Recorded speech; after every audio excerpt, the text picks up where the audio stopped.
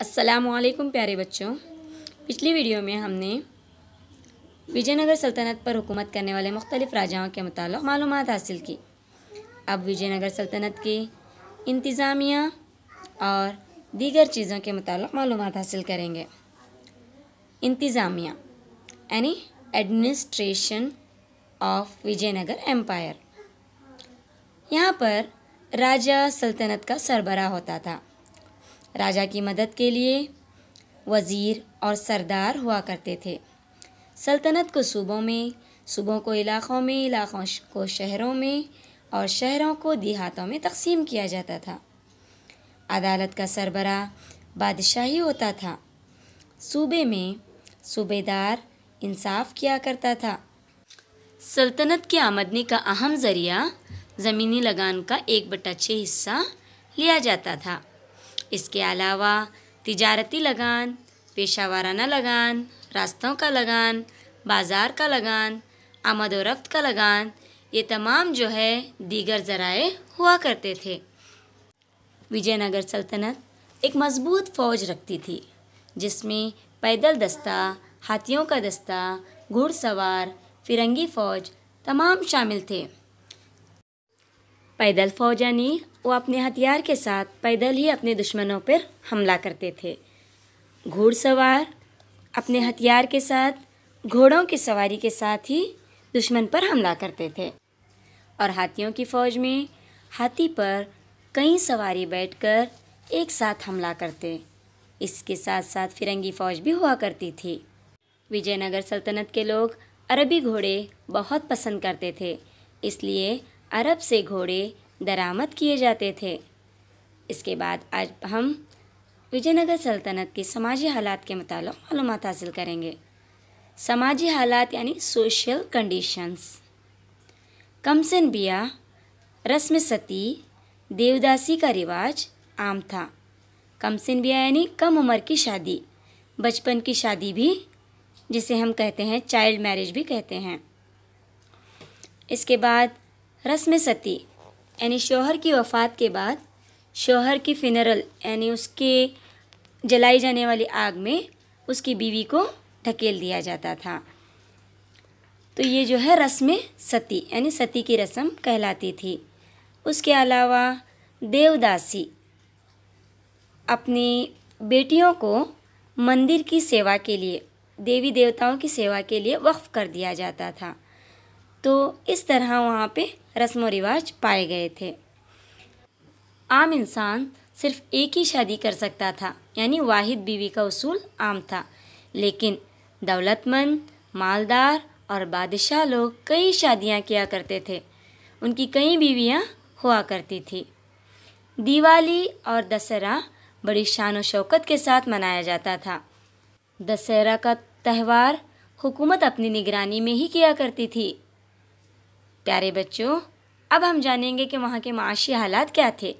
माशी हालात मतलब इकोनॉमिक कंडीशंस। खेती बाड़ी या ज़राअत, एग्रीकल्चर जिसे हम कहते हैं इंग्लिश में, इनका अहम पेशा जो है यही था, ज़राअत था। अहम फसलें चावल, जवार, गन्ना और कपास थी। अहम सनत जोलाही, कपड़ा तैयार करना। जोलाही जिसे कपड़ा तैयार करने को जोलाही कहते हैं, ये यहाँ की अहम सनत हुआ करती थी। चावल, कपास, लोहा, हीरे जवाहरात, शक्कर, मुश्क, संदल और गरम मसाला यहाँ बरामद किया जाता था यानी दूसरे मुल्क को भेजा जाता था, बेचा जाता था, एक्सपोर्ट किया जाता था।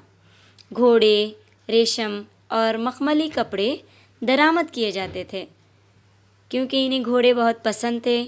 दूसरे ममालिक के जो अरबी घोड़े थे इन्हें बहुत पसंद थे और मखमली कपड़े, रेशम वग़ैरह ये मंगाते थे। दूसरे मुल्क से हमारे मुल्क को मंगाना यानी ख़रीदना, इंपोर्ट करना भी कहते हैं। हीरों के कारोबार का विजयनगर एक बैनुल अक़वामी मरकज़ था। बैनुल अक़वामी मरकज़ मतलब इंटरनेशनल मार्केट। दूसरे ममालिक के जो हैं, हिंदुस्तान के अलावा दूसरे ममालिक के लोग भी हीरों के कारोबार के लिए, हीरों के बिज़नेस के लिए, ख़रीद व फ़रोख्त के लिए विजयनगर आया करते थे।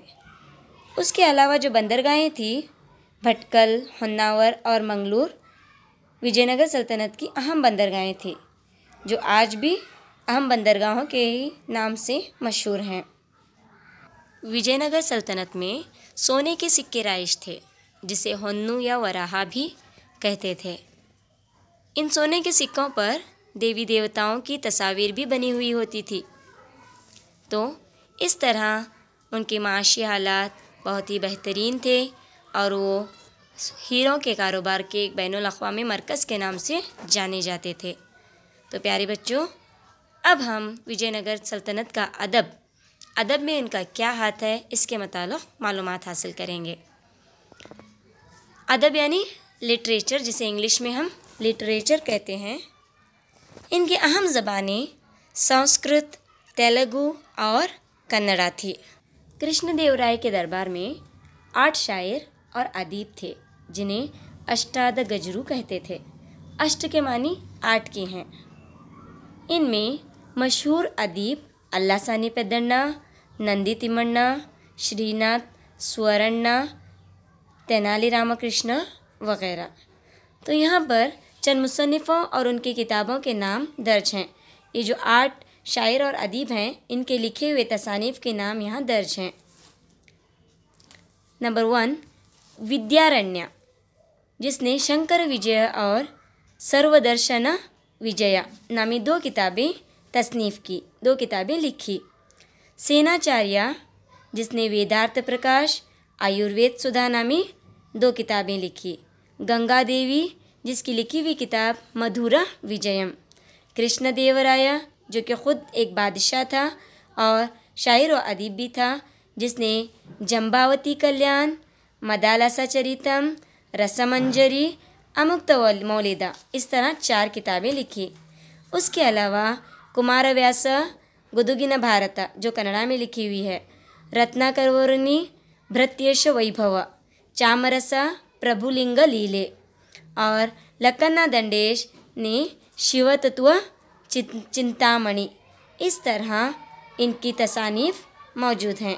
तो प्यारे बच्चों, अब हम इनके मजहबी हम आहंगी यानी रिलीजियस टॉलरेंस किस तरह था, किस तरह वो आपस में मिलजुल कर रहते थे, इसके मुतालिक मालूमात हासिल करेंगे।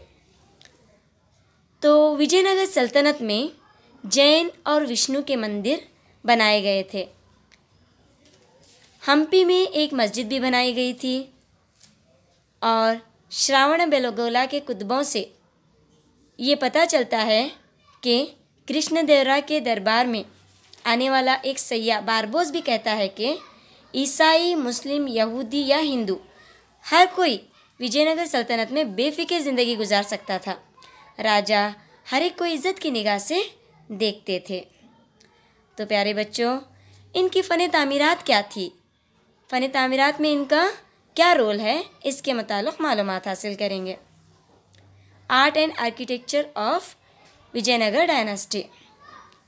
चट्टानों को तराश कर मंदिर बनाए गए थे। मंदिर में कुशादा जगह यानी बहुत ही चौड़ी जगह हुआ करती थी और ऊंचा बुर्ज, एक बड़ा खंबा जैसा बना हुआ रहता था और साथ ही साथ कुशादा मंडप यानी चौड़े मंडप भी हुआ करते थे। इनके अहम मनादिर विरूपाक्षा का मंदिर जो श्रृंगेरी में मौजूद है, हज़ार राम स्वामी मंदिर, हम्पी विठल स्वामी का मंदिर ये भी हम्पी में है और कृष्ण स्वामी का मंदिर भी हम्पी में ही पाया गया है। तो इस तरह ये 4 मनादिर इनकी बहुत ही अहम मनादिर हैं। इसके अलावा कालाहस्ती, श्रीशिला, तिरुपति, चिदम्बरम, श्रीरंगम, कोन्भकोणम, कांची वगैरह जगहों पर विजयनगर दौर के फ़नी तामीरात को हम देख सकते हैं। तो हम्पी के पत्थर का रथ, नरसिम्हा और गणपति के मुजस्सिमे जो हैं विजयनगर दौर के एक ही चट्टान में संग तराशी किए हुए आला नमूने हैं।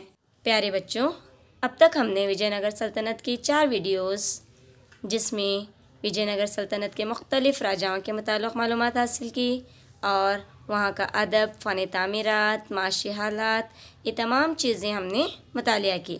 तो इनकी अहम तारीख़ भी यहाँ पर दर्ज हैं। इनका दौर हुकूमत 1336 से लेकर 1565 तक किस किस राजा ने कितने साल तक हुकूमत की, ये तमाम आपके सामने पेश है। तो प्यारे बच्चों, वीडियोस को देखकर इसे सब्सक्राइब करें। इनके सवाल जवाबात पढ़कर लिखकर जो है आप एग्ज़ाम के लिए प्रिपेयर हो जाएं। इंशाअल्लाह फिर मिलेंगे अगली वीडियो में। तब तक के लिए बाय, अल्लाह हाफिज़, शुक्रिया।